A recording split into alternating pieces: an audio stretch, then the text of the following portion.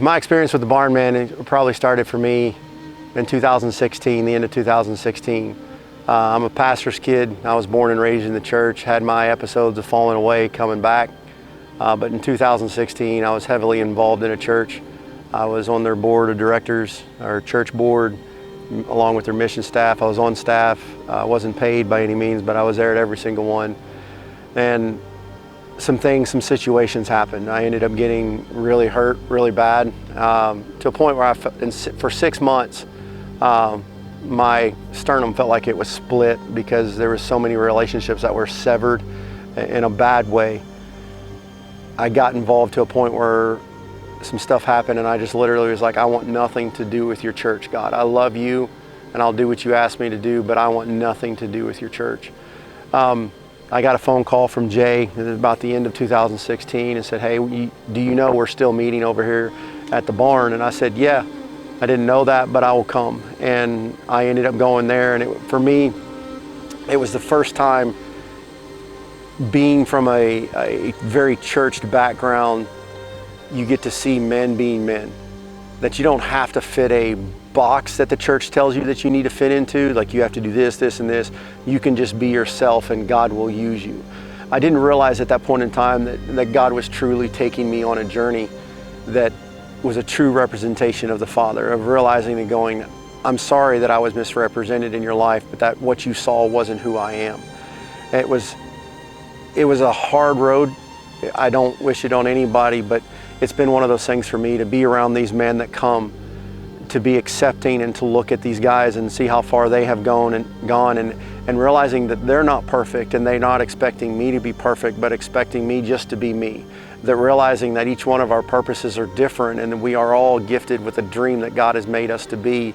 And if we don't do and be who we're supposed to be, that God has called us to be, then we don't understand the ramifications of what's happening, is because we're not being who we are.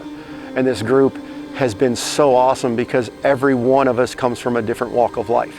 And because of that, it nets us together with an amazing team that no one sits there and feels like you're higher than others or you have to fit in a box. And it's awesome. It restored my hope in the church to realize that it's okay to be me. It's okay to not have to go to church every Sunday or every time the doors open. I don't have to be there to be a good Christian, that I can be me. And it's been so refreshing and so good that it's one of those things where I get to walk to people now that I can realize that, hey, this person's a giant in the faith, but he's just been lulled to sleep or he's been hurt because of what he's seen represented in the church. And it gives me the opportunity, because of the healing that God has done for me and the restoration that he's brought with relationships, of going, here, this is how it's done. I've got the t-shirt. I understand your pain, but I also am sorry that you've been misrepresented of the Father. The Father, this is not the Father. They're just men and women, and they all fall. And I think it's one of those things that's very sad that a lot of times, especially in the South, if we leave a church, then we're ostracized from our friends that we knew for however many years. The thing that's awesome about this group is we are not affiliated with any church. We're truly affiliated with God, Jesus Christ, and just sitting there saying, what do you want us to do? And we don't care what creed you come from. We want you to come to experience who Jesus is. And that's one of the things that has helped me through this group, is to realize it's okay to be you.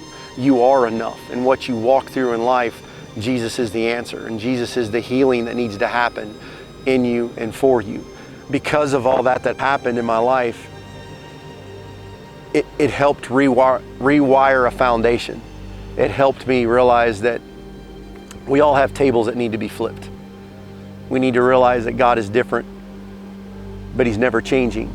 He's always a loving Father, and it helped me understand a fathership, if that's even a word, of who God is. To understanding the Father, understanding the love that he is and how he means us all to be sons. I truly found brothers that I never had.